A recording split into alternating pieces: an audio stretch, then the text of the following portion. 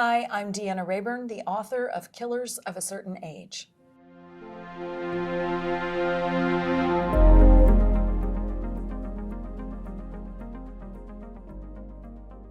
Killers of a Certain Age is about 4 female assassins who are 60 years old and on the cusp of retirement, but they have to band together when they realize the organization they work for would rather see them dead than let them retire. The story actually had its genesis with my publisher. They came to me and asked me if I would ever be interested in writing a story about older women doing kick-ass things. I was given carte blanche to write whatever setting I wanted, however many characters I wanted, whatever plot I wanted. And I thought this was my perfect opportunity to write the book I had always wanted to write, which was a contemporary. I'm a historical author. That's where I have cut my teeth as a writer, and I've had wonderful success there. But I always wanted to write a contemporary. I felt like that was kind of lurking as a goal that I never told anybody about. I think choosing a favorite killer of a certain age is kind of like asking me to pick my favorite kid, but luckily I have an only child, so it's a pretty easy answer. I have a very soft spot for Billie. I love all of my killers, but I do have a soft spot for Billie. I gave her the narrative focus of the book so that she's the character through whose eyes and with whose voice we experience everything. And I gave her a Texas background as kind of a wink and a nod to my own background.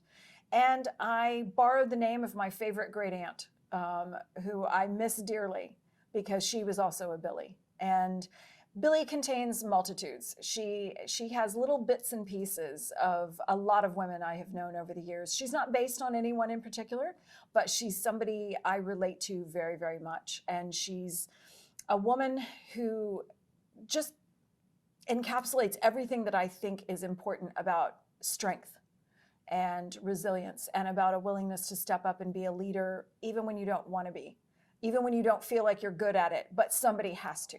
And Billie is very much that person, and I admire that about her. And it's always a really interesting thing when you can write a character that you admire and you give traits to them that you hope, if you were ever in a similar situation, that you could call upon. But hopefully I won't be carrying out any assassinations anytime soon, so I won't have to find out.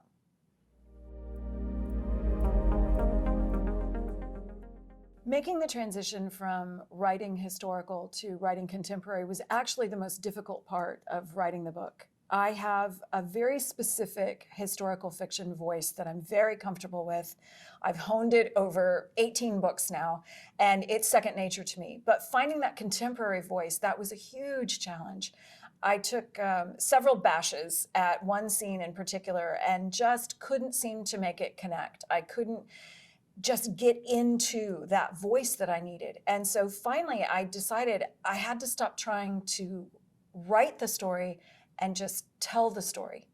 And so I just sat down at the computer and banged out one scene, just telling it as if I were just telling the story to a friend.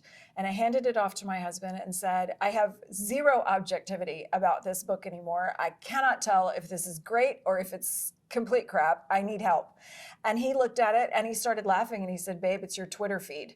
And that's when I realized I finally had the contemporary voice for this book, because it does actually read a fair bit like my Twitter feed.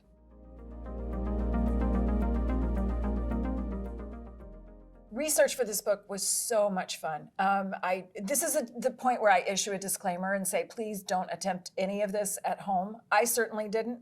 I have some friends who are extremely skilled and knowledgeable in their various fields, to whom I can send up an SOS saying, hey, I need to kill a guy. And they help me out. Because they all know it's completely theoretical. Although I suspect I'm probably on a few watch lists at this point because of how many times I have to Google things like, how much blood can a human lose before they die? Because that's one of those facts I never can retain.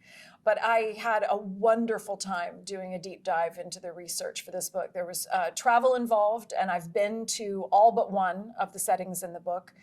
There was just a lot of kind of digging into where spy organizations came from and security services, and how to develop one of my own, because I got to build my very own, and how to put these characters together, and how a coordinated assassination squad might work. And anytime I was at a loss to make a choice, how to move forward, I always went with the option that felt like it would be the most fun. I have just put my 8th Veronica Speedwell book to bed. I'm getting ready to start book 9, and I have a couple of other mystery projects coming down the pike. And I can't tell you about them or I'd have to kill you.